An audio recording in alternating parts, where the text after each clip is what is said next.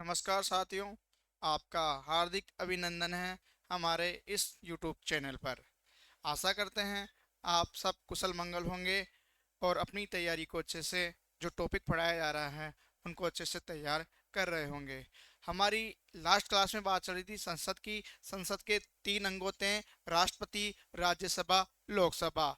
2 सदन होते हैं: राज्यसभा, लोकसभा। संसद का उल्लेख अनुच्छेद 79 में है, राज्यसभा का उल्लेख अनुच्छेद 80 में है और लोकसभा का उल्लेख अनुच्छेद 81 में है। और हमने अनुच्छेद 82 परिसीमन आयोग की बात की थी। यह परिसीमन आयोग क्या करता है? यह परिसीमन आयोग निर्वाचन क्षेत्रों का परिसीमन करता है। चौथे परिसीमन आयोग का अध्यक्ष जस्टिस कुलदीप सिंह थे, जिसका निर्माण चौथे परिसीमन आयोग का गठन 2002 में किया गया था। इसके तहत ये बताया गया था कि 2026 तक जो सीटें हैं वो निश्चित रहेगी।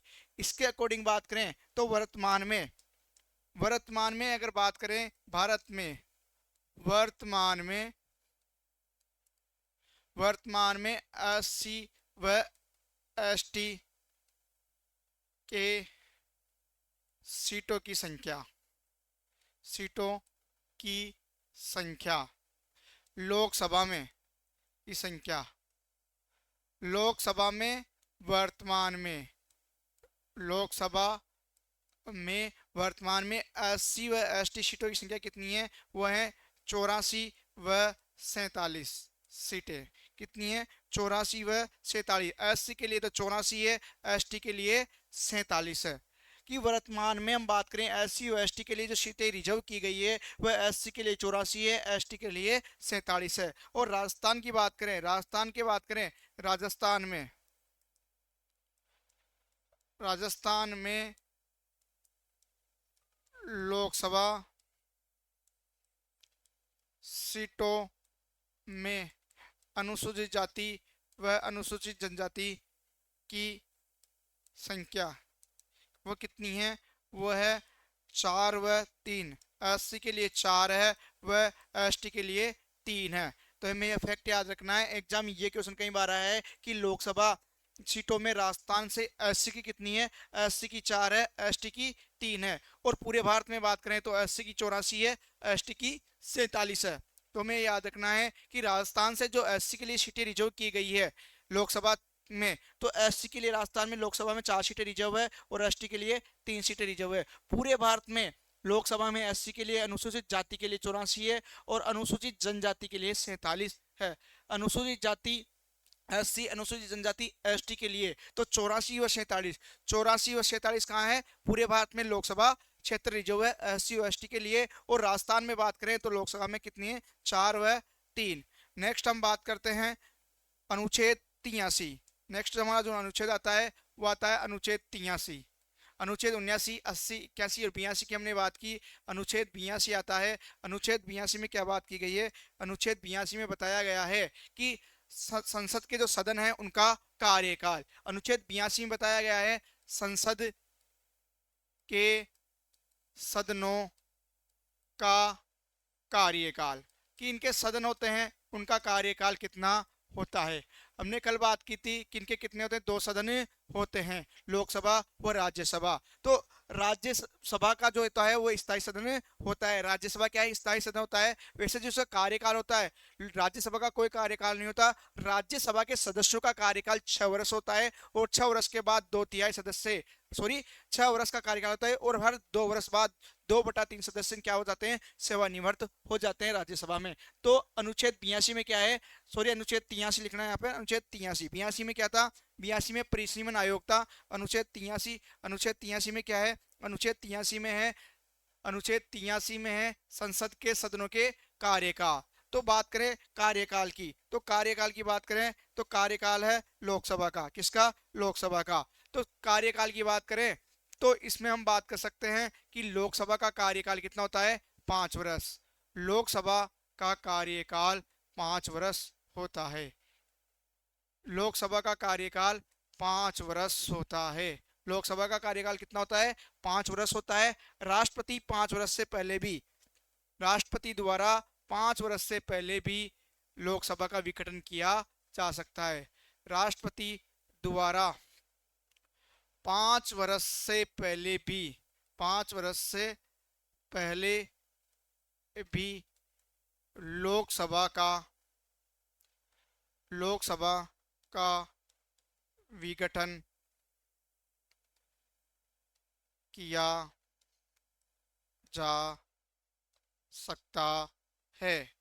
कि लोकसभा का जो कार्यकाल है वो 5 वर्ष होता है, लेकिन राष्ट्रपति द्वारा जो अविश्वास प्रस्ताव पारित किया जाता है लोकसभा के सदस्यों के द्वारा, अगर वो पारित हो जाता है तो राष्ट्रपति 5 वर्ष से पहले भी लोकसभा को भंग कर दिया जाता है। जो अविश्वास प्रस्ताव होता है वह शुरू के 2 साल में नहीं लाया जाता है। तो राष्ट्रपति द्वारा 5 वर्ष से पहले भी क्या होता है, लोकसभा का विघटन किया जा सकता है।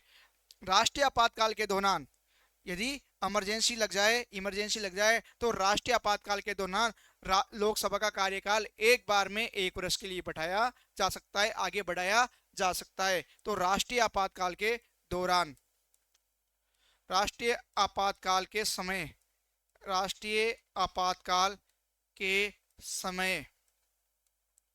लोकसभा का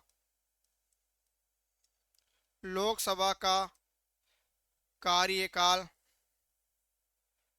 राष्ट्रीय आपातकाल के समय लोकसभा का कार्यकाल एक बार में 1 वर्ष के लिए बढ़ाया जा सकता है। यदि राष्ट्रीय आपातकाल लग रहा है और उस समय चुनाव कराने की कंडीशन में निर्वाचन आयोग नहीं है तो उस लोकसभा का जो कार्यकाल है वो 1 वर्ष में, वर्ष में एक बार में कितना बढ़ाया जा सकता है, 1 वर्ष के लिए बढ़ाया जा सकता है। उसका कार्य 5 कितना हो सकता है, 6 हो सकता है। यदि राष्ट्रीय आपातकाल देश में लगा हुआ है और उस समय निर्वाचन आयोग चुनाव करवाने के पक्ष में नहीं है, अर्थात चुनाव कराने लायक कंडीशन देश में नहीं है राष्ट्रीय आपातकाल के कारण, तो लोकसभा का एक बार में कितना वर्ष बढ़ाया जाता है, एक बार में 1 वर्ष के लिए उसका जो कार्यकाल है वो आगे बढ़ाया जा सकता है। अब तक एक बार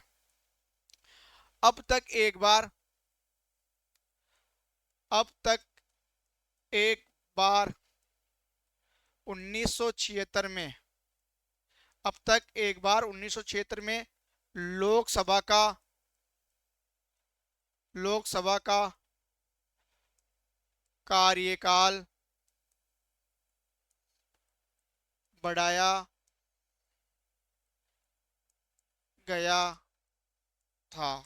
और अब तक कितनी बार, एक बार क्या किया गया है, लोकसभा का जो कार्यकाल है 1976 में बढ़ाया गया है। तो एग्जाम में क्वेश्चन आया हुआ है कि किस वर्ष में लोकसभा का कार्यकाल आगे बढ़ाया गया था, तो हमें याद रखना है 1976 में। और कितनी बार बढ़ाया गया है, अब तक एक बार, केवल एक बार अब तक लोकसभा का जो कार्यकाल है वो 1 साल के लिए बढ़ाया गया है 1976 में, क्योंकि उस समय चुनाव करवाने लायक निर्वाचन आयोग ने बताया कि कंडीशन नहीं है। तो एक बार 1976 में लोकसभा का कार्यकाल बढ़ाया जा सकता है। और राज्यसभा क्या होती है, कार्यकाल की बात करते हो, राज्यसभा क्या है, राज्यसभा एक स्थायी सदन है, हमने पढ़ा था राज्यसभा क्या है, स्थायी सदन है।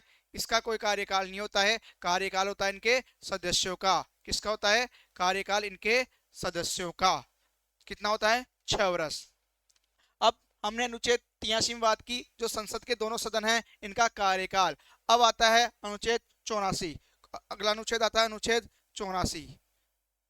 अनुच्छेद 84 में क्या है, अनुच्छेद 84 में है सांसदों की योग्यताएं,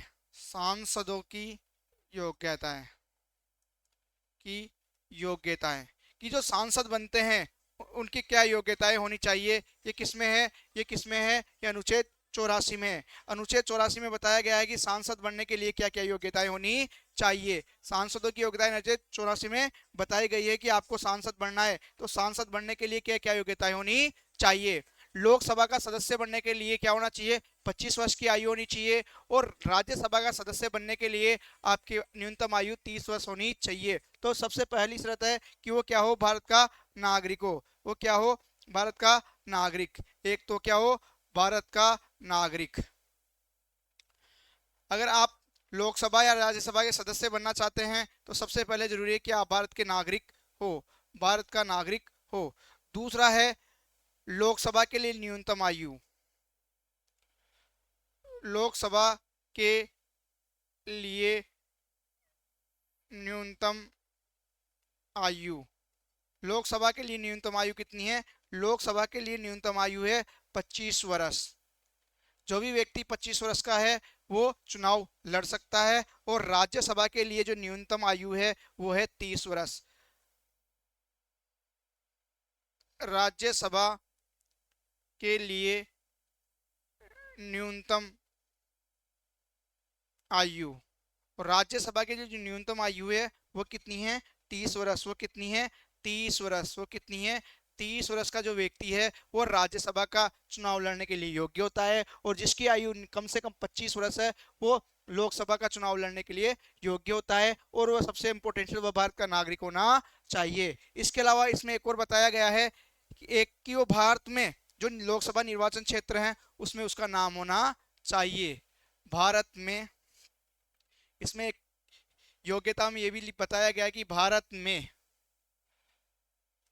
में लोकसभा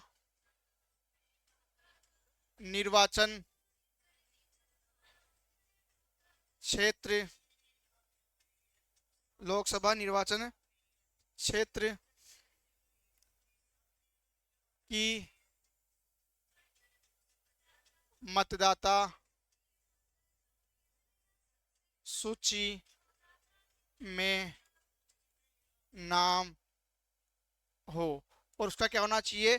जो लोकसभा निर्वाचन क्षेत्र की जो सूची बनाई जाती है, मतदाता सूची, उसमें उसका क्या होना चाहिए? नाम भी होना चाहिए। तो एक तो भारत का नागरिक होना चाहिए, लोकसभा के लिए 25 वर्ष की आयु, राज्यसभा के लिए 30 वर्ष की आयु, और जो भारत के निर्वाचन क्षेत्र बनाए जाते हैं उसकी जो मतदाता सूची होती है उसमें उस व्यक्ति का नाम भी होना चाहिए कि वो एक मतदाता है, अर्थात वो वोट देने का अधिकार रखता है और चुनाव लड़ने का अधिकार भी रखता है। तो लोकसभा निर्वाचन क्षेत्र की मतदाता सूची में उसका नाम होना चाहिए। ये है अनुच्छेद 84। इसके बाद अपन बात करते हैं अनुच्छेद 85। अनुच्छेद 85। अनुच्छेद 85। अनुच्छेद 85 में क्या है? अनुच्छेद 85 में है संसद के सत्र। अनुच्छेद 85 में क्या है? संसद के सत्र।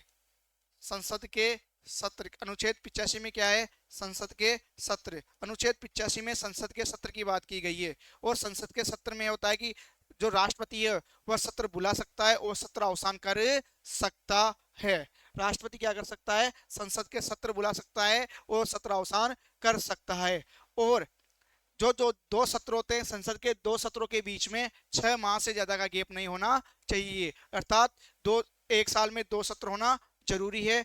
वर्तमान में 3 सत्र आयोजित किए जाते हैं, बजट सत्र, मानसून सत्र और शीतकालीन सत्र। और कभी कभी क्या होता है कि विशेष ये सत्र भी बुला सकता है। तो राष्ट्रपति क्या करता है? किसके पास पावर होता है? राष्ट्रपति के पास। किसके पास?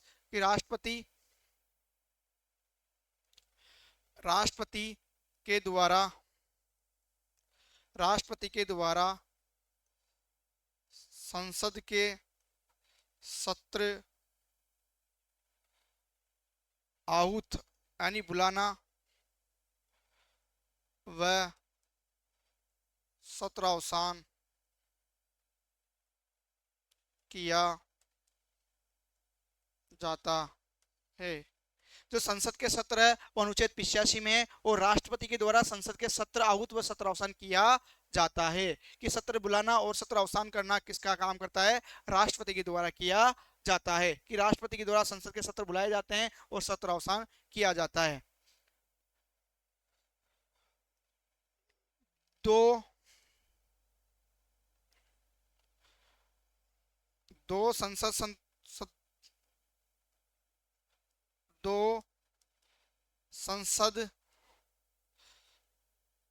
सत्रों के मध्य दो संसद सत्रों के मध्य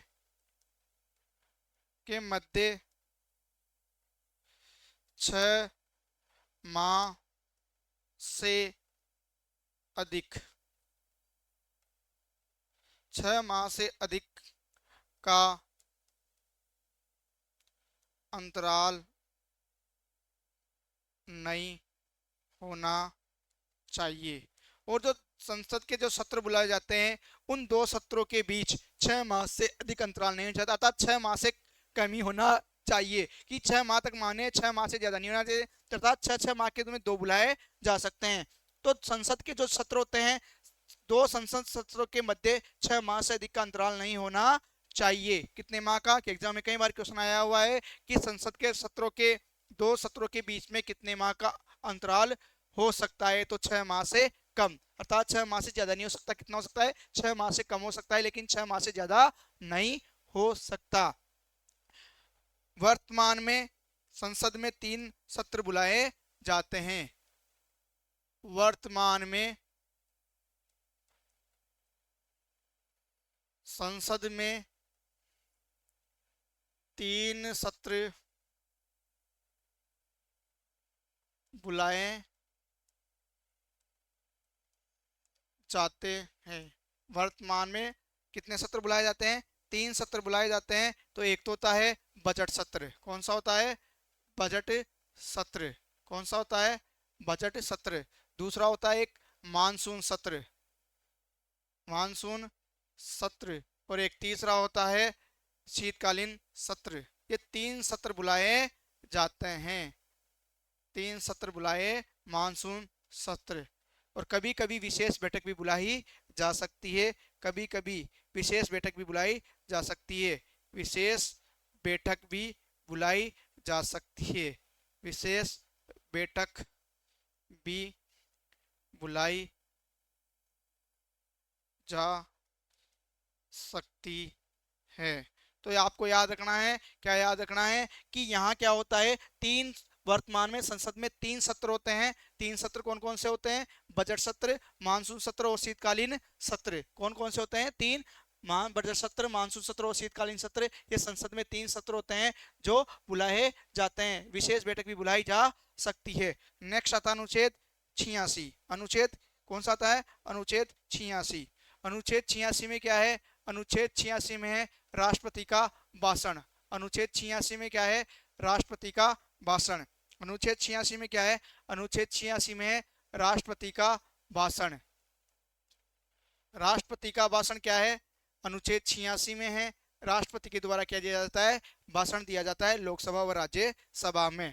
तो अनुच्छेद 86 में है राष्ट्रपति का भाषण, राष्ट्रपति के द्वारा क्या दिया जाता है, संसद के दोनों सत्रों में भाषण दिया जाता है। किसके द्वारा, राष्ट्रपति के द्वारा उनको क्या दिया जाता है, भाषण दिया जाता है, उनकी बैठकें बुलाई जाती है, उनको बुलाया जाता है। तो अनुच्छेद 86 में है राष्ट्रपति का भाषण। इसके बाद बात करते हैं अनुच्छेद 87। अनुच्छेद 87 में क्या है, अनुच्छेद 87 में है विशेष भाषण। अनुच्छेद 87 में क्या है, अनुच्छेद 87 में है राष्ट्रपति का विशेष भाषण। अनुच्छेद 87 में क्या है, का राष्ट्रपति का विशेष भाषण, विशेष भाषण। तो याद रखना, राष्ट्रपति का भाषण तो अनुच्छेद 86 में है, और राष्ट्रपति का विशेष भाषण किसमें है, अनुच्छेद 87 में है। इसमें क्या करता है, राष्ट्रपति दोनों सदनों को एक साथ क्या दे सकता है, वो भाषण दे सकता है। इसमें क्या करता है, दोनों सदनों को क्या करता है, वो एक साथ भाषण दे देता है। दोनों सदनों को, राष्ट्रपति द्वारा दोनों सदनों को एक साथ भाषण दिया जाता है। राष्ट्रपति द्वारा दोनों सदनों को, दोनों सदनों में एक साथ, राष्ट्रपति दोनों सदनों में एक साथ भाषण दे सकता है। राष्ट्रपति दोनों सदनों में एक साथ भाषण दे सकता है। और ये विशेष भाषण कब होते हैं, राष्ट्रपति द्वारा 2 बार किया जाता है। एक तो लोकसभा के आम चुनाव के बाद जो पहली बैठक होती है उसमें, और एक प्रतिवर्ष पहले साल पर जो बैठक होती है उसमें राष्ट्रपति के द्वारा विशेष भाषण दिया जाता है। दोनों सदनों में राष्ट्रपति के द्वारा दिया जाता है। एक तो दिया जाता है लोकसभा, लोकसभा के आम निर्वाचन के बाद पहली बैठक तथा लोकसभा के आम निर्वाचन के बाद पहली बैठक तथा प्रतिवर्ष प्रतिवर्ष नव वर्ष की पहली बैठक, प्रतिवर्ष नए साल की जो बैठक होती है नव वर्ष की, प्रतिवर्ष नव वर्ष की प्रथम बैठक में राष्ट्रपति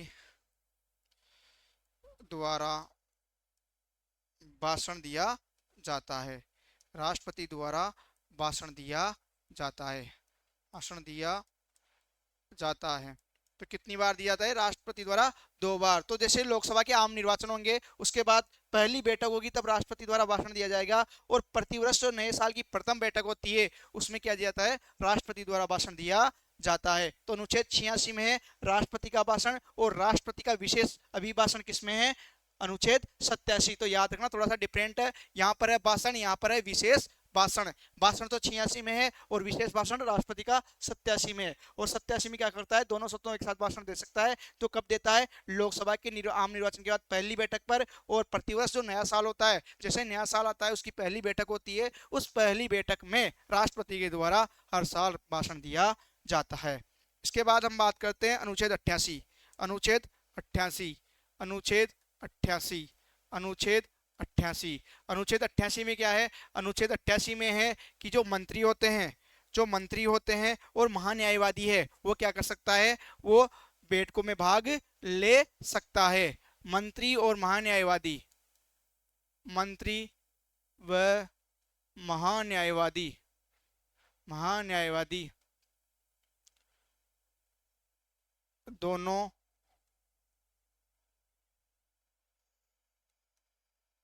बैठकों में भाग ले सकते हैं। मंत्री व महान्यायवादी दोनों बैठकों में भाग ले सकते हैं। दोनों मंत्री व महान्यायवादी दोनों क्या है? दोनों संसदीय समितियों की बैठक में भाग ले सकते हैं यदि वो उन संसदीय समितियों, यदि उन संसदीय समितियों में शामिल हैं। और दोनों मंत्री व महान्यायवादी क्या हो सकते हैं? दोनों संसदीय समितियों की जो बैठक होती है उसमें भाग ले सकते हैं यदि वो उन समितियों, संसदीय समितियों में शामिल है। यदि किसी मंत्री का या किसी महान्यायवादी का नाम संसदीय समिति में जुड़ा हुआ है तो उस संसदीय समिति की बैठक में ये दोनों भाग ले सकते हैं, और ये दोनों बैठकों में भाग ले सकते हैं, मंत्री व महान्यायवादी है। लेकिन इनको क्या है? मतदान देने का अधिकार नहीं है। लेकिन ये क्या नहीं कर सकते? लेकिन इनको मतदान देने का अधिकार नहीं है। इनको क्या नहीं है? इनको मतदान देने का अधिकार नहीं है। लेकिन इनको मतदान देने का अधिकार नहीं है। ये संसदीय समिति की बैठकों में भाग तो ले सकते हैं मंत्री और महान्यायवादी, लेकिन ये क्या नहीं कर सकते? उसमें मतदान देने का अधिकार इनके पास नहीं है। अर्थात ये मतदान नहीं कर सकते, अपना वोट नहीं डाल सकते किसी फैसले पर, किसी नियम पर या किसी चर्चा पर, लेकिन उस बैठकों में शामिल हो सकते हैं। तो हमें ये याद रखना, इनको मतदान देने का अधिकार नहीं है। संसदीय समिति की जो बैठक होती है उनमें मंत्री व महान्यायवादी को मतदान देने का अधिकार नहीं है। और जो महान्यायवादी है वो क्या हो सकता है? संसदीय समितियों की बैठकों में भाग ले सकता है। तो क्वेश्चन आ जाए कि संसदीय समिति की बैठक में भाग ले सकता है लेकिन मतदान नहीं दे सकता, तो आंसर होगा महान्यायवादी। इसके बाद हम बात करते हैं अनुच्छेद 79 की। अनुच्छेद 79, अनुच्छेद 79 हम बात करेंगे अनुच्छेद 79, अनुच्छेद 90, 91, 92। इसके बाद इधर ही बात करेंगे अनुच्छेद 93, अनुच्छेद 94, अनुच्छेद 95, अनुच्छेद 96। हम इन सब की बात करेंगे। अनुच्छेद 89 में क्या है? अनुच्छेद 89 में है कि सभापति राज्य, इधर तो होगी राज्यसभा की बात, राज्यसभा। अनुच्छेद 89, 90, 91, 92 में राज्यसभा की बात है, और अनुच्छेद 93, 94, 95, 96 किसकी बात है? लोकसभा की बात है। अनुच्छेद 89 में लिखा हुआ है सभापति व उपसभापति। राज्यसभा में जो सभापति होता है उपराष्ट्रपति होता है, तो सभापति और उपसभापति का बारे में किसके बारे में बताया गया है? राज्यसभा के जो सभापति होते हैं और उपसभापति हो, अनुच्छेद 89 में बताया गया है। इसी प्रकार जो लोकसभा के अध्यक्ष और उपाध्यक्ष होते हैं उनका अनुच्छेद 93 में बताया गया है। अनुच्छेद 90 में क्या है कि उपराष्ट्रपति जो उपसभापति होता है उसको हटाने की प्रक्रिया और उसका कार्यकाल अनुच्छेद 90 में है। इधर लोकसभा अध्यक्ष और लोकसभा उपाध्यक्ष को हटाने की प्रक्रिया वह कार्यकाल अनुच्छेद 94 में है। अनुच्छेद 91 की बात करें, अनुच्छेद 91 में क्या है? अनुच्छेद 91 में बताया गया है कि जब सभापति का पद खाली होता है तो पैनल के द्वारा चुना जाता है। यदि दोनों ही पद रिक्त होते हैं, यदि दोनों ही पद रिक्त होते हैं, सभापति भी नहीं है उपसभापति भी नहीं है, तो राष्ट्रपति के द्वारा अस्थायी अध्यक्ष सभापति की नियुक्ति की जाती है। इसी प्रकार अनुच्छेद 95 में बताया गया है यदि लोकसभा अध्यक्ष अनुपस्थित है तो उपाध्यक्ष कार्य करेगा, लेकिन दोनों ही पद रिक्त है तो राष्ट्रपति द्वारा अस्थायी अध्यक्ष की नियुक्ति की जाएगी। अनुच्छेद 92 में क्या है? अनुच्छेद 92 में है कि सभापति और उपसभापति के खिलाफ अगर कोई पद से हटाने की प्रक्रिया का प्रस्ताव प्रक्रियाधीन है, विवेकाधीन है, तो उसके दौरान ये पीठासीन अधिकारी नहीं होंगे। इधर 96 में बताया गया है कि लोकसभा अध्यक्ष उपाध्यक्ष के विरुद्ध कोई हटाने का प्रस्ताव प्रक्रियाधीन है, विवेकाधीन है, तो ये क्या होंगे? पीठासीन अधिकारी नहीं होंगे। ये किसमें बताया गया है? अनुच्छेद 96 में बताया गया है। तो हम बात करेंगे अनुच्छेद 89 की। अनुच्छेद 89 की, अनुच्छेद 89 में क्या बताया गया है? अनुच्छेद 89 में बताया गया है राज्यसभा की बात। अनुच्छेद 89, 90, 91 और 92 में हम राज्यसभा की बात करेंगे। अनुच्छेद 93, 94, 95, 96 में हम लोकसभा की बात करेंगे। अनुच्छेद 89 में बताया गया कि इसमें क्या होता है? सभापति और उपसभापति है। राज्यसभा में क्या होगा? एक सभापति होगा, एक उपसभापति होगा। यह अनुच्छेद 79 में बताया गया है, 89 में बताया गया है। तो सभापति होता है वो क्या होता है? पदेन सभापति होता है। क्यों? क्योंकि ये क्या होता है? राज्यसभा का सभापति कौन होता है? उपराष्ट्रपति होता है। और जो उपसभापति होता है उसका क्या किया जाता है? निर्वाचन किया जाता है। अनुच्छेद 90 की बात करें तो इसमें बताया गया है कि उपसभापति का जो कार्यकाल है और उसको हटाने की प्रक्रिया है वो अनुच्छेद 90 में है। अनुच्छेद 90 में क्या है? अनुच्छेद 90 में है उपसभापति का कार्यकाल व हटाने की प्रक्रिया। तो इधर 89, 90 और लोकसभा में आएगा 91, 92, सॉरी लोकसभा में आएगा 93, 94। 89, 90, 91, 92 किसकी बात होगी? 91 और 92, इसमें तो होगी राज्यसभा की बात। 89, 90, 91, 92, 93 इसकी किसकी बात हो रही है? राज्यसभा की बात हो रही है। 93, 94, 95, 96 इनमें किसकी बात होगी? इनमें बात होगी, इनमें किसकी बात होगी? इनमें होगी लोकसभा की। तो लोकसभा की बात करें तो अनुच्छेद 93 में क्या बताया गया है कि लोकसभा अध्यक्ष और लोकसभा उपाध्यक्ष का जो पद है अनुच्छेद 93 में बताया गया है कि वो क्या होगा? निर्वाचित होते हैं दोनों। लोकसभा अध्यक्ष और उपाध्यक्ष क्या होते हैं? निर्वाचित होते हैं। अनुच्छेद 93 में बताया गया है। इधर सभापति और उपसभापति होता है तो सभापति पदेन सभापति होता है, उपसभापति निर्वाचित होता है। इधर अनुच्छेद 90 में बताया गया है उपसभापति का कार्यकाल हटाने की प्रक्रिया। इधर अनुच्छेद 94 में बताया गया है लोकसभा अध्यक्ष व उपाध्यक्ष का कार्यकाल व हटाने की प्रक्रिया। तो इधर आप 4 याद रखो, उधर के अपने आप आपको 4 याद हो जाएंगे। 89 में क्या है? 89 में है सभापति उपसभापति। 90 में क्या है? उपसभापति का कार्यकाल हटाने की प्रक्रिया। इधर बात करें तो 89, 90, 91, 92, 93, 94, 95, 96। तो 89 के बराबर कौन सा आएगा? 893। इसमें लोकसभा अध्यक्ष और उपाध्यक्ष, इसमें लोकसभा अध्यक्ष उपाध्यक्ष के कार्यकाल हटाने की प्रक्रिया अनुच्छेद 94 में। इसके बाद बात करें अनुच्छेद 91, कौन सा है? अनुच्छेद 91। अनुच्छेद 91 में क्या है? सभापति के अनुपस्थिति में कार्यनिर्वहन पैनल द्वारा, यदि राज्यसभा का जो सभापति है वह अनुपस्थित है तो उसका जो कार्य किया जाएगा एक पैनल द्वारा किया जाता है। एक सदस्यों का पैनल बनाया जाता है। उस पैनल में वो क्या काम करता है? जब सभापति नहीं होते हैं तब वो कार्य करता है। अगर दोनों के पद रिक्त होने पर राष्ट्रपति द्वारा अस्थायी सभापति की नियुक्ति की जाती। दोनों के क्या होते हैं, जब दोनों के पद रिक्त होते हैं तो किसकी नियुक्ति की जाती है, अस्थायी सभापति की नियुक्ति राष्ट्रपति के द्वारा की जाती है। तो अनुच्छेद 91 में क्या है, राष्ट्रपति की अनुपस्थिति में कार्यनिर्वहन पैनल द्वारा किया जाता है। एक सदस्यों का पैनल बनाया जाता है, उसमें पहले से सदस्य होते हैं, 10 12 15 सदस्य होते हैं। सदस्यों की संख्या पैनल में निश्चित नहीं है, उनके माध्यम से क्या किया जाता है, उसमें निर्वहन सभापति की अनुपस्थिति में उस पैनल में से किसी को क्या बनाया जाता है, एक सभापति बनाया जाता है। लेकिन अगर सभापति भी नहीं है, उपसभापति भी नहीं है, तो दोनों के पद रिक्त होने पर राष्ट्रपति द्वारा अस्थायी सभापति की नियुक्ति की जाती है। इधर बात करें तो आएगा अनुच्छेद 95, लोकसभा में क्या आएगा, 95। इसमें बताया गया है यदि अध्यक्ष, लोकसभा अध्यक्ष की अनुपस्थिति में कौन कार्य करेगा, उपाध्यक्ष द्वारा किया जाएगा। लोकसभा की अध्यक्ष की अनुपस्थिति में कार्यों का निर्वहन उपाध्यक्ष किया जाएगा अनुच्छेद 95 के तहत। और दोनों के पद रिक्त होने पर राष्ट्रपति द्वारा अस्थायी अध्यक्ष की नियुक्ति की जाती है। और अगर दोनों के पद रिक्त हैं तो क्या जाएगी, राष्ट्रपति द्वारा अस्थायी अध्यक्ष की नियुक्ति की जाएगी। इसके बाद बात करते हैं हम अनुच्छेद 92 की और अनुच्छेद 96 की। अनुच्छेद 92 राज्यसभा से संबंधित है। इसमें बताया गया है कि हटाने से पद से हटाने की प्रक्रिया का प्रस्ताव विचाराधीन होने पर सभापति व उपसभापति क्या नहीं होगा, पीठासीन अधिकारी नहीं होता है।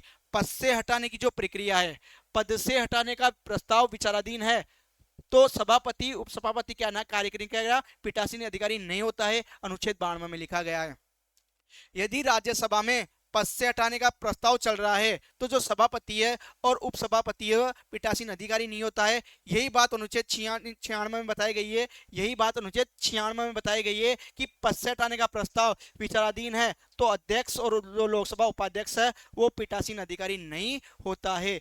पद से हटाने का प्रस्ताव विचाराधीन होने पर अध्यक्ष व उपाध्यक्ष पीठासीन अधिकारी नहीं होता है। और इधर ये कहा गया है कि पद से हटाने का प्रस्ताव विचाराधीन होने पर सभापति व उपसभापति का पीठासीन अधिकारी नहीं होता है। ये बताया गया है किसमें, अनुच्छेद 92 में। तो राज्यसभा की बात करें तो आपको लिखना है राज्यसभा अनुच्छेद की बात करें, आर्टिकल 89, आर्टिकल 90, आर्टिकल 91 और आर्टिकल 92। इधर बात करें किसकी बात की गई है, इसमें बात की गई है सभापति व उपसभापति। इसमें बात की गई है उपसभापति का कार्यकाल व हटाने की प्रक्रिया, हटाने की प्रक्रिया। 91 में बात की गई है कि जो सभापति नहीं होगा तो उसकी नियुक्ति कौन की जाएगी, पैनल द्वारा की जाएगी। अर्थात जब दोनों और दोनों के पद रिक्त हो, दोनों के पद रिक्त हो तो क्या होगा, अस्थायी सभापति बनेगा। अस्थायी क्या बनेगा, अस्थायी सभापति बनेगा। अस्थायी सभापति की नियुक्ति की जाएगी।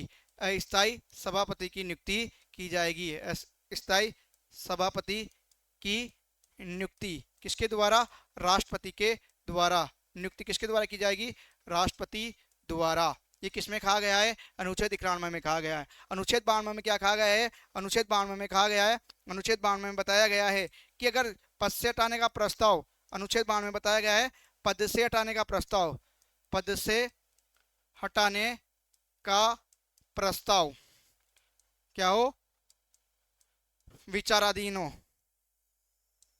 विचाराधीन हो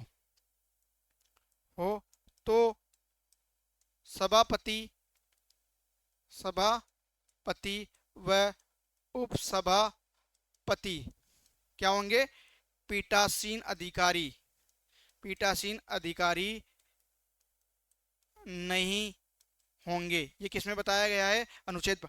ये तो है लोकसभा की बात, सॉरी राज्यसभा की बात। अब लोकसभा में क्या होगा, 89, 90, 91 92 आ गया। तो इधर देखो लोकसभा की बात करें तो यही बात आ जाएगी। लोकसभा में यहाँ पे क्या आ जाएगा, 89, 90, 91 92, तो यहाँ पे आ जाएगा आर्टिकल 93। इसमें क्या है, लोकसभा अध्यक्ष व, इसमें क्या है, अध्यक्ष व उपाध्यक्ष। क्या है, अध्यक्ष व उपाध्यक्ष की बात की गई है। उपाध्यक्ष की बात की गई है। किसकी बात की गई है, अध्यक्ष व उपाध्यक्ष की बात की गई है। किसमें, इसमें अध्यक्ष की और उपाध्यक्ष की बात किसमें की गई है, अनुच्छेद 93, अनुच्छेद 93 में की गई है। अध्यक्ष व उपाध्यक्ष की बात, अध्यक्ष व उपाध्यक्ष। इसके बाद इधर आ जाएगा आर्टिकल 94, इधर आ जाएगा आर्टिकल 95 और इधर आ जाएगा आर्टिकल 96। इधर तो आ जाएगा आर्टिकल 96, इधर आ जाएगा आर्टिकल 96, इधर आ जाएगा 95, इधर आ जाएगा 94। सेम है। जो निवासी है सभापति उपसभापति वही किस में है, 93 में है, अध्यक्ष उपाध्यक्ष। अनुच्छेद 90 में है, वही किस में क्या है, वही किस में है, अनुच्छेद 94 में है कि लोकसभा अध्यक्ष और का कार्यकाल हटाने की प्रक्रिया। जो अनुच्छेद 91 में है वो किस में है, अनुच्छेद 95 में है कि यदि इनके पद रिक्त होते हैं तो राष्ट्रपति द्वारा अस्थायी अध्यक्ष या सभापति की नियुक्ति की जाती है। और अनुच्छेद 92 में क्या है, अनुच्छेद 92 में है कि यदि पद से हटाने का प्रस्ताव लागू हो रहा है, वही अनुच्छेद 96 में है कि पद से हटाने का प्रस्ताव लागू हो रहा है तो ये पीठासीन अधिकारी नहीं होंगे। तो हमने आज की क्लास में अनुच्छेद संसद की बात की कि संसद क्या होती है क्या नहीं होती है। अनुच्छेद 82, 83, 84, 85, 86, 87, 88, 89, 90, 91, 92, 93, 94, 95, 96 हमने इनकी बात की। धन्यवाद।